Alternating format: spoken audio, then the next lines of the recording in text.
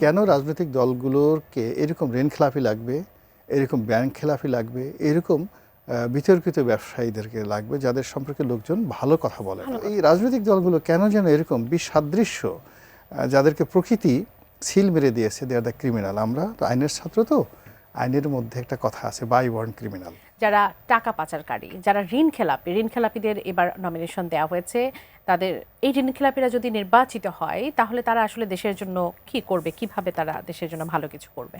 না, প্রথমত যে সম্মানিত দর্শক যিনি অনুষ্ঠান দেখেছেন তাকে ধন্যবাদ, এবং তিনি খুব ইন্টেলিজেন্ট, মানে অত্যন্ত বুদ্ধিমত্তার সাথে প্রশ্নটি করেছেন।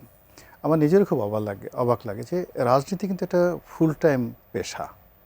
মানে এখানে আসলে কেউ মানুষ যদি রাজনীতি করে না, তার আর অন্য কোনো কিছু করার সময় থাকে না।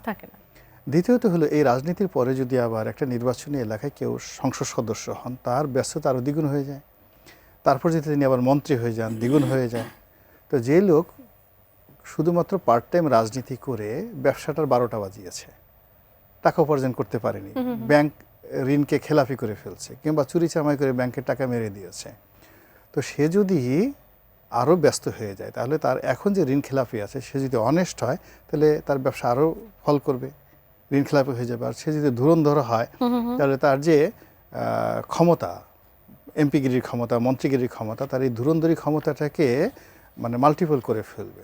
এখন যদি সে 500 টাকা চুরি করে থাকে, 1600 টাকা, 1700 কোটি টাকা চুরি করে থাকে, তাহলে ওই সময় সে ওটাকে হাজার বানানোর চেষ্টা করবে, 17,000, 1,000 কোটি টাকা এরকম করার চেষ্টা করবে। এবং এভাবেই কিন্তু আমাদের ব্যাংকিং সেক্টর, আমাদের ব্যবসা বাণিজ্য এরকম মাফিয়াদের কবলে পড়ে।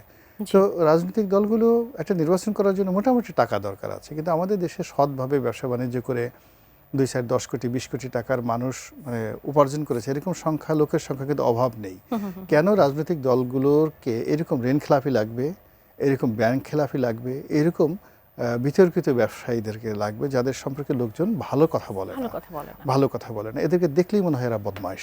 এদের কোর্ট কাছারি, এদের হাতের ঘড়ি, আপনি দেখবেন যে টাকা পয়সা আছে, কিছু পোশাক আশাক এমনভাবে পড়েছে, হাতে এরকম একটা ঘড়ি পড়েছে, মুখে এরকম 3-4টা দাগ আছে, যেন নাক কাটা গণেশ, এরকম আর কি অবস্থা।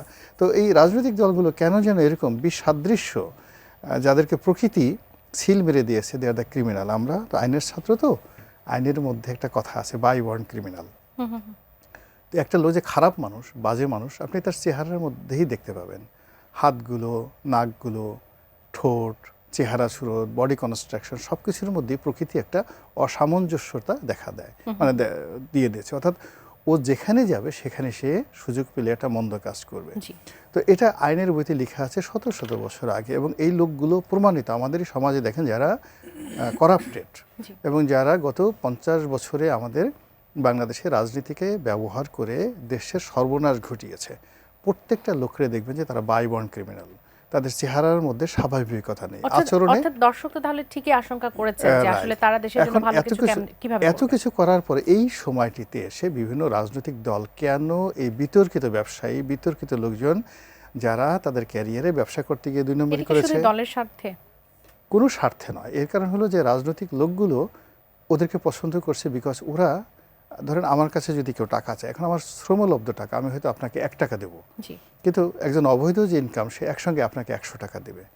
2 নম্বর হলো যে আমার সততার কারণে আমি সবসময় শির দ্বারা উঁচু করে, মেরুদণ্ড সোজা করে দাঁড়িয়ে থাকতে পারবো।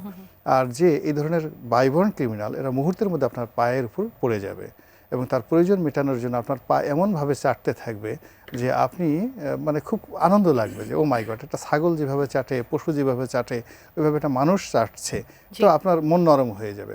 এখন আমাদের সমাজে হয় কি, যখন এরকম রত্ন চেনার মতো, সম্রাট আকবরের মতো, সম্রাট আকবর কিন্তু লেখাপড়া জানতেন না, কিন্তু তার দরবারে যে 9 জন জুয়েল ছিলেন, the 9 general, the 9 jewels intellectual, তারা ওই সমসাময়িক দুনিয়াতে সবচেয়ে জ্ঞানী ব্যক্তি ছিলেন।